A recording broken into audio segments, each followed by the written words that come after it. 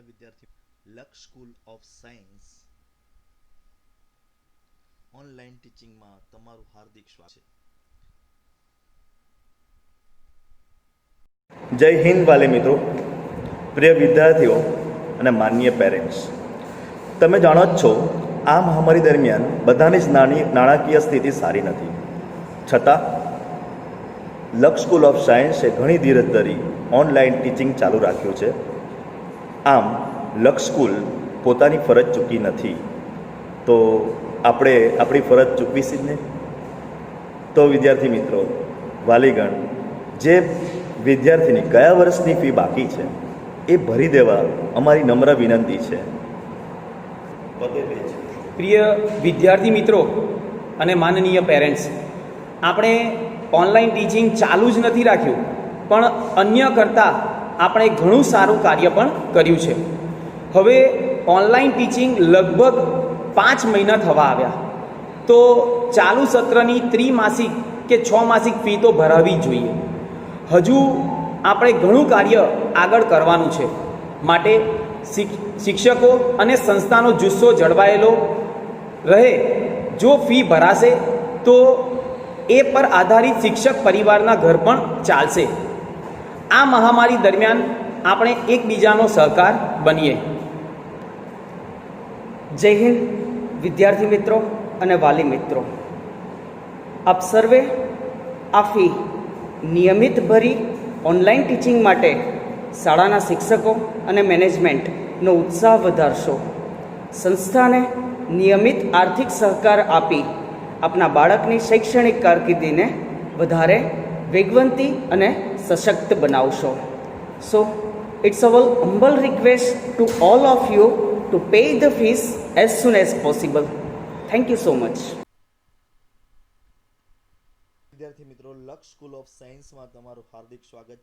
અને આજે આપણે ચર્ચા કરવા જઈ રહ્યા છે ખૂબ જ મહત્વનું લેસન 6. જો કે મહત્વનું નથી, 4 માર્ક્સના ક્વેશ્ચન MCQ છે અને 2 માર્ક્સનો પ્રશ્ન છે. તત્વનું અલગીકરણ, કોપરનું નિષ્કર્ષણ આજનો ટોપિક છે. તો ચલો જોઈએ. કોપર શામાંથી મેળવવામાં આવે? તો કોપર ક્યુપ્રસ ઓક્સાઇડમાંથી કોપરનું અલગીકરણ કરીને મેળવ્યું છે. ક્યુપ્રસ ઓક્સાઇડ, જો ક્યુપ્રિક ઓક્સાઇડ અને ક્યુપ્રસ ઓક્સાઇડ આમ 2 ભાગ પડે છે. ક્યુપ્રસ ઓક્સાઇડ એટલે Cu2O અને ક્યુપ્રિક ઓક્સાઇડ એટલે CuO. Cu+1 ક્યુપ્રસ છે અને Cu+2 ક્યુપ્રિક છે. તો કોપર ક્યુપ્રસ ઓક્સાઇડમાંથી. ઓક્સાઇડની બનાવટ અંગેના ડેલ્ટા G વિરુદ્ધ T નો આલેખ આકૃતિ 6.4 આપણે ગણી છે, છતાં અહીંયા જોઈ લઈએ તો તમે અહીંયા જોઈ શકો છો કે આપણા પાસે આ આલેખની અંદર આ કોપરની લાઈન છે.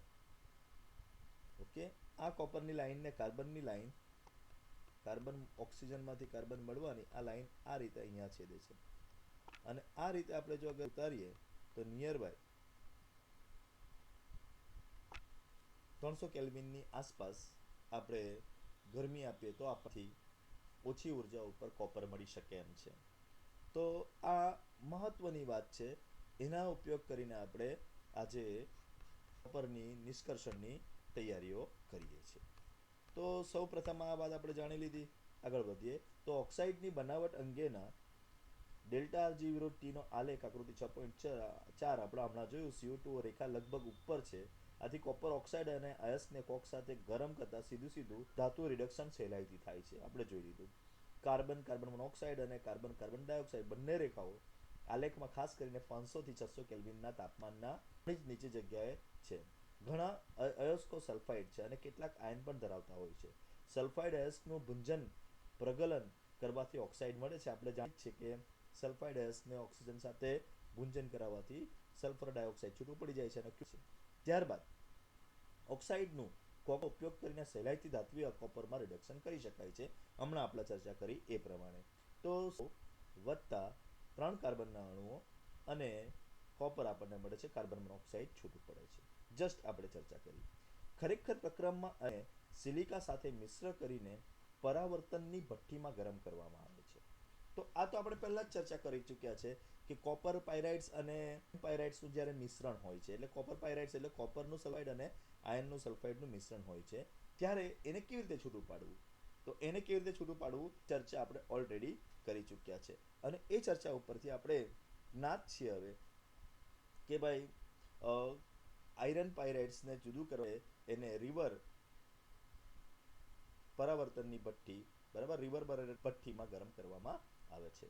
ભઠ્ઠીમાં આર્યન ઓક્સાઇડ અને આર્યન સિલિકેટ સ્લેગ તરીકે બને છે અને કોપરના સ્વરૂપમાં કોપર બને છે. આ Cu2S અને FeS ધરાવે છે. તો આપણે આગળ જોયું કે FeO વત્તા SiO2 that is FeSiO2 slag બનીને બહાર જાય છે. ત્યારબાદ કોપર મેટેને સિલિકાના પડવાળા પરિવર્તિકમાં લેવામાં આવે છે. થોડીક સિલિકા પણ ઉમેરવામાં આવે છે અને ગરમ કરવાથી હવા ફૂંકવામાં આવે છે. ગરમ કરવાની હવા ફૂંકવામાં આવે છે. FeS નું FeO અને Cu2 નું CO માં કોપરમાં પરિવર્તન થાય છે અને નીચેની પ્રક્રિયા થાય છે. FeS ઓક્સિજન સાથે FeO, FeO SiO2 બનીને સ્લેગ બની જશે. Cu2S ઓક્સિજન સાથે CuO અને CuO બીજા Cu2S સાથે બનીને સલ્ફર ડાયોક્સાઇડ છૂટું પડશે અને Cu મળશે. ઘન સ્વરૂપમાં મળેલા કોપર પર ફોલ થાય છે કારણ કે એમાંથી SO2 વાયુ બહાર આવતો હોય છે અને SO2 વાયુ બહાર આવવાના કારણે તેના ફોલ્લા દેખાય છે. તેથી એને ફોલ્લાવાળું કોપર અથવા તો બ્લિસ્ટર કોપર કહે છે. તો આ છે આપણા પાસે કોપરનું નિષ્કર્ષણ.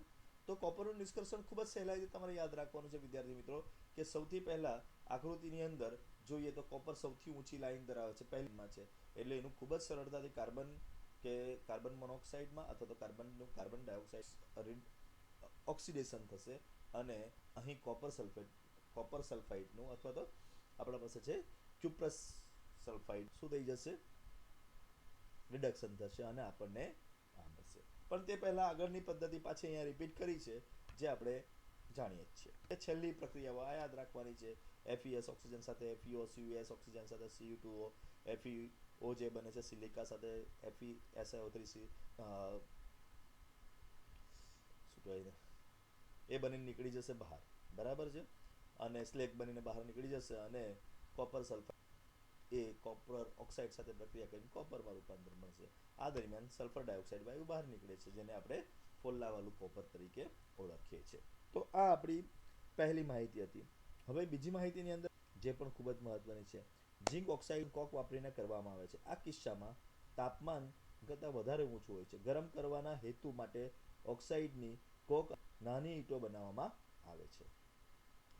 કોક વાપરીને કરવામાં આવે છે. એમાં પણ આપણે જોયું કે તમે આલેખ જોશો તો આલેખમાં ઝિંક પણ આપણને એવું ઝિંકનું ગલનબિંદુ નીચે, એટલે ગલનબિંદુ નીચું હોવાથી અહીંયા સુધી ઘન સ્વરૂપે હોય છે, પછી એ પ્રવાહી સ્વરૂપે આવે છે અને આપણા પાસે કાર્બન મોનોક્સાઇડ આ રહ્યો પડે છે અને બંને અહીંયા થાય છે.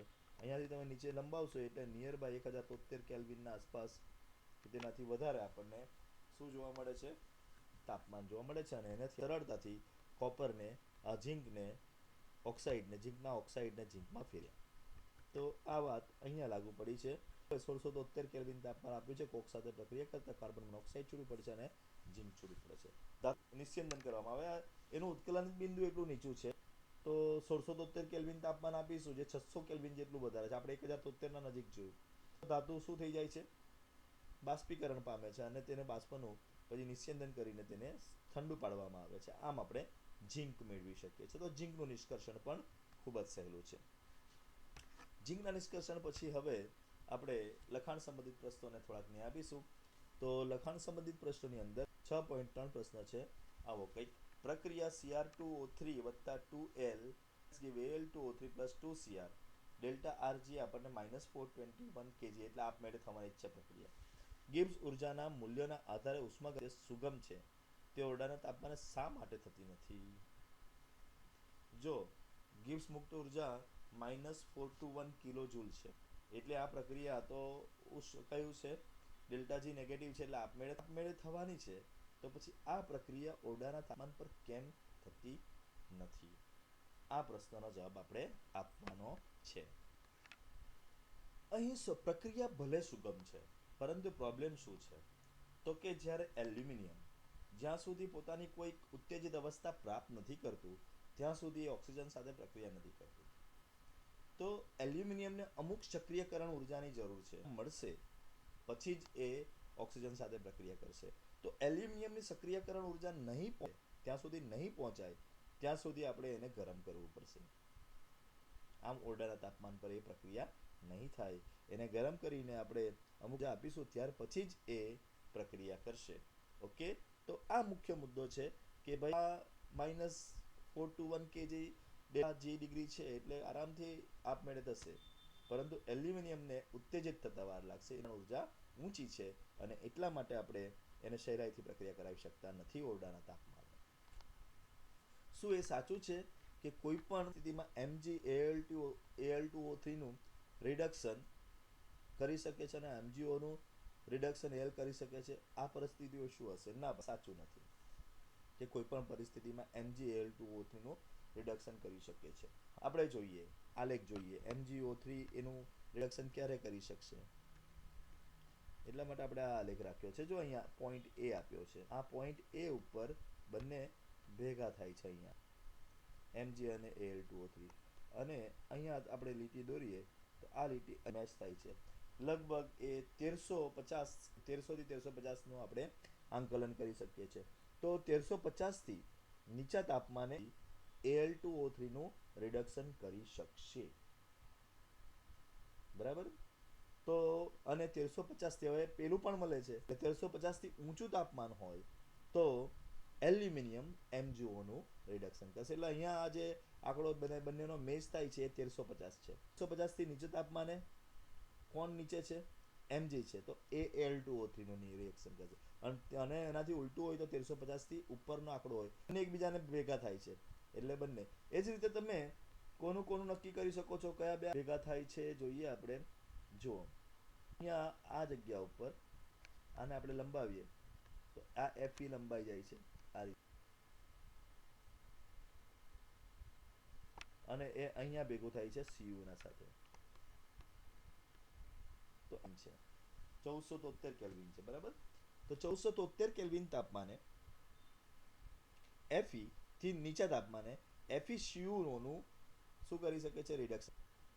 1473 કેલ્વિન થી ઊંચા તાપમાને Cu કોપર FeO નું રિડક્શન કરી શકશે.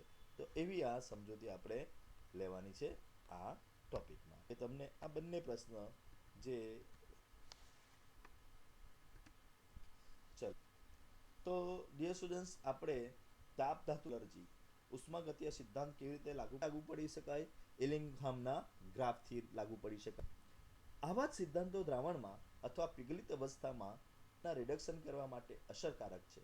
અહીંયા તે વિદ્યુત વિભાજન દ્વારા અથવા કેટલાક રિડક્શન કરતા તત્વોના ઉમેરણથી રિડક્શન કરવામાં આવે છે. ધાતુ ક્ષારના રિડક્શનના આવી પદ્ધતિઓ વિદ્યુત રાસાયણિક સિદ્ધાંત પર આધારિત છે, જેને નીચેના સમીકરણ જો સાંભળો.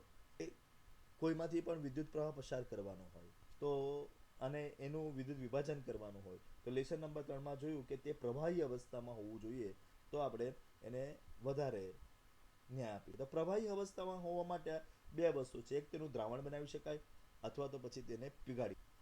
હવે અહીંયા ધાતુઓ છે એનું દ્રાવણ મોટા ભાગે ધાતુઓના ઓક્સાઇડો અથવા તો જે ધાતુઓ મળેલી છે એ પાણીમાં અદ્રાવ્ય હોય છે, અને એના કારણે એનો પીગલિત અવસ્થામાં જ લેવું પડશે.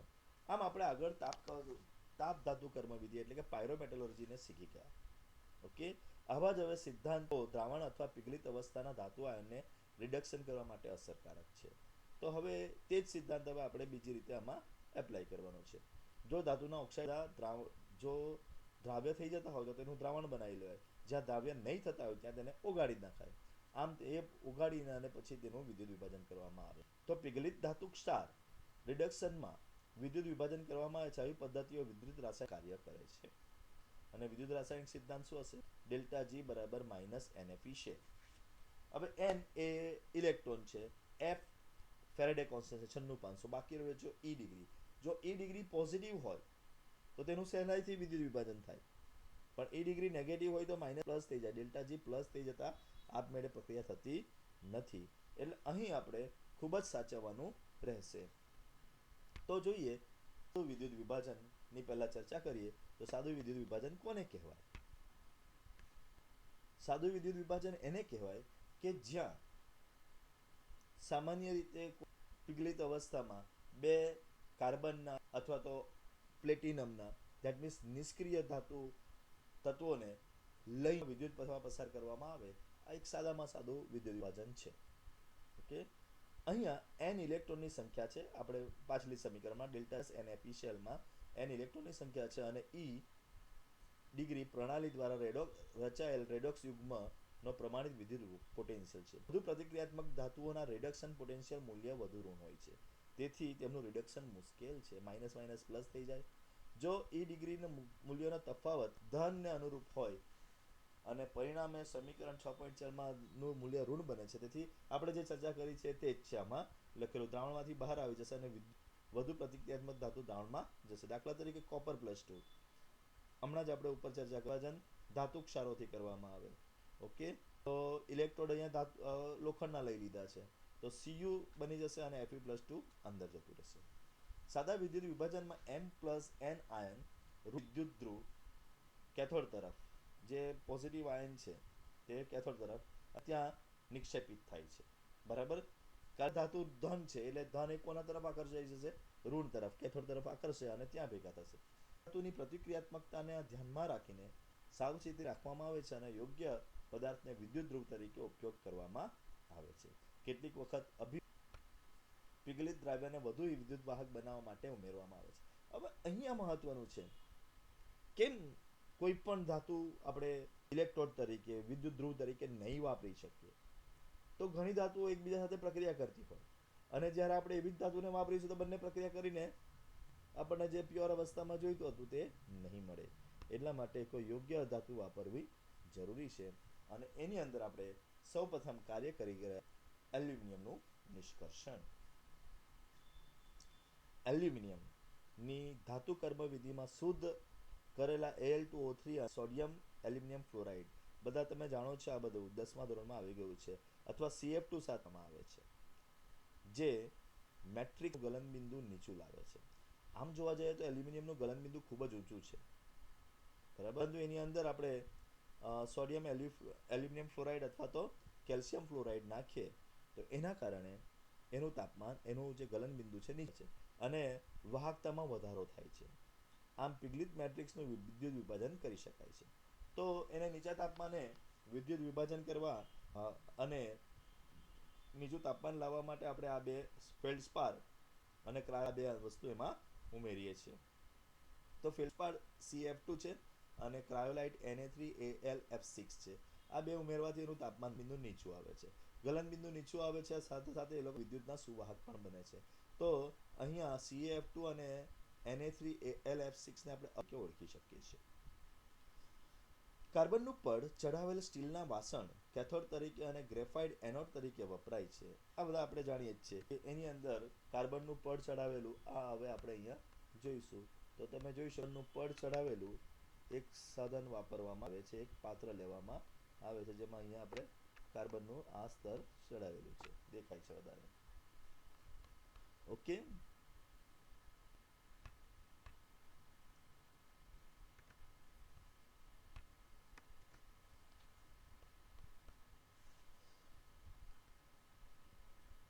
કાર્બનનું પડ ચઢાવેલું સ્ટીલનું વાસણ કેથોડ તરીકે અને ગ્રેફાઇટ એનોડ તરીકે પ્રમાણે લખી શકાય. એલ્યુમિનિયમ ઓક્સાઇડ વત્તા 3 carbon, 4 aluminium plus carbon dioxide. આ પ્રક્રિયા વિશાળ પાયા પર હોરેલ પદ્ધતિ દ્વારા મેળવવામાં આવે છે. આમ કોષમાં કાર્બન વિદ્યુત ધ્રુવો વાપરીને કરવામાં આવે. આમાં કયા વિદ્યુત ધ્રુવો વાપરવામાં આવે? એનોડ પર ઉત્પન્ન થાય છે ઓક્સિજન અને એનોજન સાથે ઓક્સિજન ત્યાં ઉત્પન્ન થાય છે. એલ્યુમિનિયમ અને ઓક્સિજન, એક બાજુ એલ્યુમિનિયમ જશે, એક બાજુ ઓક્સિજન જશે, પણ ઓક્સિજન ત્યાં રહેલા કાર્બન સાથે પ્રક્રિયા કરીને કાર્બન ડાયોક્સાઇડ બની જશે. તો કાર્બન સાથે પ્રક્રિયા કરે છે અને કાર્બન મોનોક્સાઇડ અને કાર્બન ડાયોક્સાઇડ નીપજે છે. આ પ્રમાણે દર 1 કિલોગ્રામ એલ્યુમિનિયમની નિપજ માટે આશરે 0.5 કિલોગ્રામ કાર્બનની જરૂર પડે છે. 1 કિલોગ્રામ આપણે એલ્યુમિનિયમ બનાવવાનું હોય તો આપણને 0.5 કિલોગ્રામ વાપરવું પડે, કાર્બન વપરાતું જાય છે. તો આ કાર્બનના પડવાળું લીધું, જે એલ્યુમિનિયમ પિગલિત અવસ્થામાં બહાર નીકળે છે.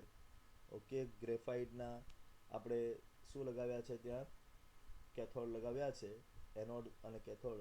એ પણ જોઈએ, બંને એનોડ અને કેથોડ છે. બરાબર, તો આ છે આપણા પાસે પ્રક્રિયા. કાર્બન એનોડ પણ મળી જાય છે. વિદ્યુત વિભાજનની પ્રક્રિયા નીચે પ્રમાણે છે. તો વિદ્યુત વિભાજનની પ્રક્રિયા કેવી થશે? કેથોડ પરથી એલ્યુમિનિયમ જે 3 ઇલેક્ટ્રોન મેળવીને એલ્યુમિનિયમમાં ફેરવાશે અને એનોડ પર તો એનોડ પર કાર્બન O-2 થી CO અથવા તો કાર્બન O2 ટાઈમ્સ O-2 થી CO2 છે. નિમ્ન કક્ષ બરાબર. તો આ છે આપણા પાસે એલ્યુમિનિયમ ડિસ્કશન. ખૂબ જ સહેલાઈમાં પતાવી દીધું છે હોલ હેરોલ્ડ પદ્ધતિ. તો હોલ હેરોલ્ડ પદ્ધતિમાં એવું પૂછાય 2 સ્ટેપનું 2 માર્ક્સનું જ લખવાનું છે. તો એલ્યુમિનિયમની ધાતુ કર્મવિદ્યામાં શુદ્ધ કરેલા એલ્યુમિનિયમને સોડિયમ એલ્યુમિનિયમ ફ્લોરાઇડ એટલે ક્રાયોલાઇડ અને ફેલ્ડસ્પાર સાથે કરવામાં આવે છે. તેથી તેનું ગલનબિંદુ નીચું જાય છે અને વાહકતામાં વધારો થાય છે.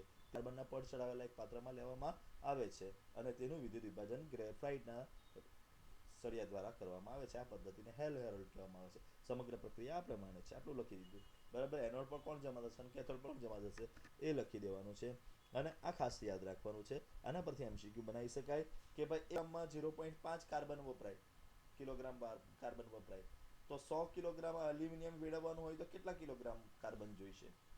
આવા પ્રશ્ન પૂછી શકાય છે. તો આ વાત છે. નિમ્ન કક્ષાના અયસ્કમાંથી અને ભંગારમાંથી આપણે કોપર મેળવીશું. તો નિમ્ન કક્ષાના અયસ્કમાંથી કોપર જલ ધાતુ કર્મવી નિષ્કર્ષિત કરવામાં આવે છે. મેં તમને કીધું જલ ધાતુ કર્મવીથી એટલે જોરથી પાણીનો ફુવારો મારતા જે અમુક પદાર્થો છે તે નીકળી જાય છે. તેનું એસિડ અથવા બેક્ટેરિયા કરી પ્રક્ષાલન લીચિંગ કરવામાં આવે. અંદર એસિડ નાખો એટલે કાર્બન એ બીજા આયનમાં સ્વરૂપમાં રૂપાંતરણ થઈ જશે અને એ આયનને પછી હાઇડ્રોજન સાથે પ્રક્રિયા કરાવે છે જેથી કોપર બને છે. તો કોપર +2 ને હાઇડ્રોજન સાથે પ્રક્રિયા કરાવતા રૂપાંતરણ થાય છે. તો નિમ્ન કક્ષાના ભંગારમાંથી પણ આપણે શું મેળવી શકીએ છીએ? કોપર મેળવી શકીએ છીએ. ઓકે. તો છેલ્લો આ રહેશે કોયડો 6.4. એક જગ્યા પર નિમ્ન કક્ષાની કોપર અયસ્ક પ્રાપ્ય છે અને ઝિંક અને આયર્નનો ભંગાર પણ પ્રાપ્ય છે. આ બંને પૈકી કયો ભંગાર પ્રક્ષાલન કરેલી અયસ્કનું રિડક્શન કરવા માટે વધુ યોગ્ય હશે અને શા માટે? તો ઝિંક વિદ્યુત રાસાયણિક આયન કરતાં ઉપર છે. આથી ઝિંકના ભંગારમાં રિડક્શન વધારે ઝડપી થશે, પરંતુ વધુ મોંઘી ધાતુ છે. આથી આયનનો ભંગાર ઉપયોગ કરવો સલાહ ભરેલું છે અને ફાયદાકારક છે. મોંઘું કોણ છે? ઝિંક કે ખંડ? તો ઝિંક વધારે મોંઘું છે, તો ઝિંકનો ઉપયોગ આપણે કરવો જોઈએ. તો ડિયર સ્ટુડન્ટ્સ, આ સાથે આપણે આપણું આજનું અહીં પૂર્ણ કરીએ છીએ.